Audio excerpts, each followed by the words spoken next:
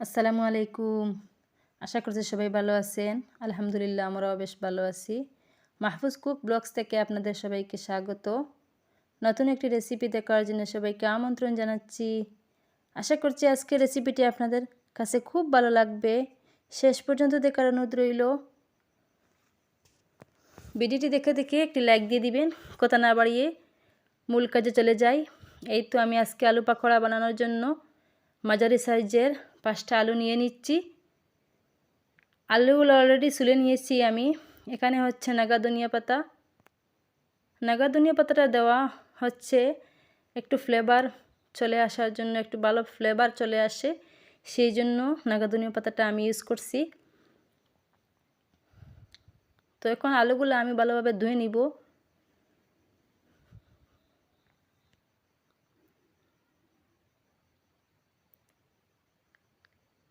দেখুন মাশাআল্লাহ আলুগুলা অনেক সুন্দর। আলুগুলো একটি গ্রেটার নিয়ে আমি গ্রেট করে নিচ্ছি।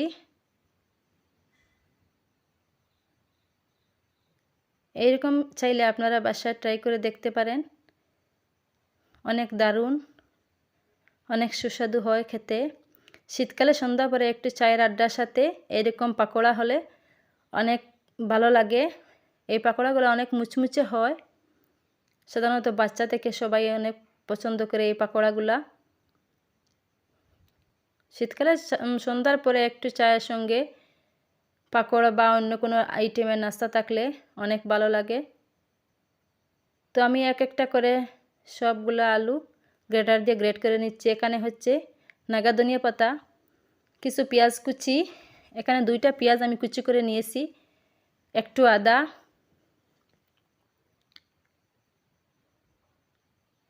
কাঁচা লঙ্কাটা দেই নাই আমি, কারণ হচ্ছে বাচ্চারা খাবে যেহেতু, সেই জন্য আমি কাঁচা লঙ্কাটা দিলাম না, বাদ দিলাম।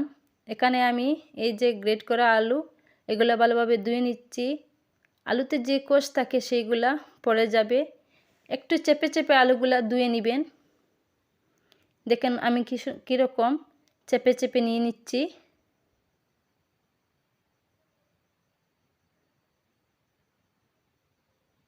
এখন এর মধ্যে দিয়ে দিব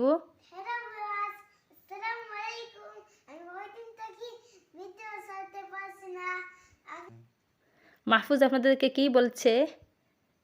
এখানে আমি দিয়ে দিচ্ছি প্রায় 1 কাপের মতো বেসন, 1 কাপের মতো ময়দা। বেসনের পরিবর্তে আপনারা চালের গুঁড়ি ইউজ করতে পারবেন। পরিমাণ মতো দিয়ে দিচ্ছি লঙ্কার গুঁড়া, বাকরের গুঁড়া, হলুদের গুঁড়া, স্বাদ মতো লবণ। এখন দিয়ে দিচ্ছি পেঁয়াজ কুচি। পেঁয়াজ একটু সাধারণত বেশি লাগে। আদা কুচি, আদা সামান্য হলে হয়। দিয়ে দিচ্ছি আমি ধনিয়া পাতা কুচি। সব উপকরণ দিয়ে ভালোভাবে হাত দিয়ে মেখে নেবেন। ভালোভাবে মেখে নিচ্ছি আমি। অনেক সময় মেখে নেওয়া লাগে, কারণ হচ্ছে আলুগুলো একটু নরম হবে। সব উপকরণ দিয়ে ভালোভাবে মেখে নিতে হয়। দেখুন কি সুন্দর হয়েছে, অনেক নরম হয়ে গেছে। এরকম হাত দিয়ে দেখবেন একটু দলা পেকে গেলে আর মাখা লাগবে না। তো আমি চুলায় আগুন জ্বালিয়ে কড়াইটা বসিয়ে নিলাম। এখন দিয়ে দিচ্ছি সাদা তেল।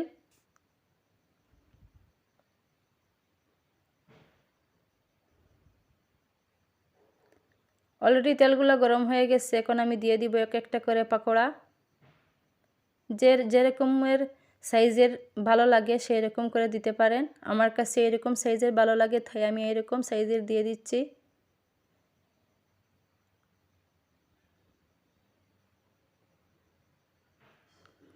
আপনারা একবার হলে বাসায় ট্রাই করে দেখবেন। কমেন্ট সেকশনে জানাবেন কে কে এমন পাকোড়া খেতে পছন্দ করো। এমন পাকোড়া ট্রাই করে দেখবেন, খেতে কেমন হয় কমেন্ট সেকশনে জানাবেন। আমি উলটপালট করে পাকোড়াগুলো ভেজে নিচ্ছি। দেখেন মাশাআল্লাহ অনেক সুন্দর হয়েছে, খেতেও তেমন সুস্বাদু হয়েছিল। এইরকম করে তুলে নিলে দেখা যায় তেল আর থাকে না।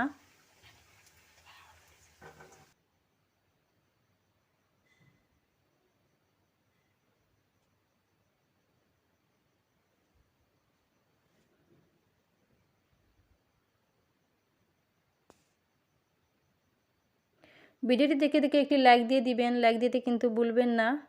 নতুন নতুন এরকম রেসিপি পেতে আমার এমএসকে কুকিং একটা চ্যানেল আছে, সেই চ্যানেলটা ফলো করবেন। প্লিজ লাইক করবেন, সাবস্ক্রাইব করে রাখবেন। আর মজার মজার নাস্তার রেসিপি পেতে চাইলে আমার এমএসকে কুকিং চ্যানেলটা সাবস্ক্রাইব করে নেবেন। আর যারা আমার মাহফুজ কুক ব্লগসে আজকে নতুন, প্লিজ মনে করে আমার চ্যানেলটি সাবস্ক্রাইব করে নেবেন। ভিডিওটি দেখে দেখে একটি লাইক দিয়ে দিবেন যদি ভালো লাগে থাকে। যারা পকোড়া বেশি ভালো লাগে তাদেরকে বলবো প্লিজ আপনারা বেশি বেশি করে এই পকোড়ার ভিডিওটা শেয়ার করে নেবেন ফ্রেন্ড ফ্যামিলিদের সাথে। আপনাদের লাইক কমেন্ট আমাদেরকে অনেক উৎসাহিত করে, তাই বারে বারে রিকোয়েস্ট করছি কোথাও স্কিপ না করে ফুল ভিডিওটি দেখে নেবেন। ফুল ভিডিওটি দেখার আপনাদের কাছে অনুরোধ রইল আমার। দেখুন মাশাআল্লাহ অনেক সুন্দর হয়েছে, এই পকোড়াগুলা অনেক মুচমুচে হয়েছে।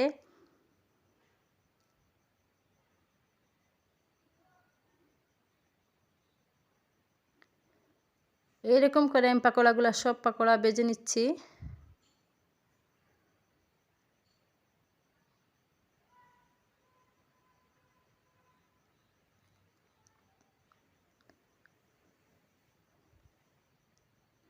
আজকের মতো এখানকার বিদায় নিচ্ছি, পরবর্তী ভিডিওতে আবার দেখা হবে। সবাই ভালো থাকুন, সুস্থ থাকুন, আল্লাহ হাফিজ।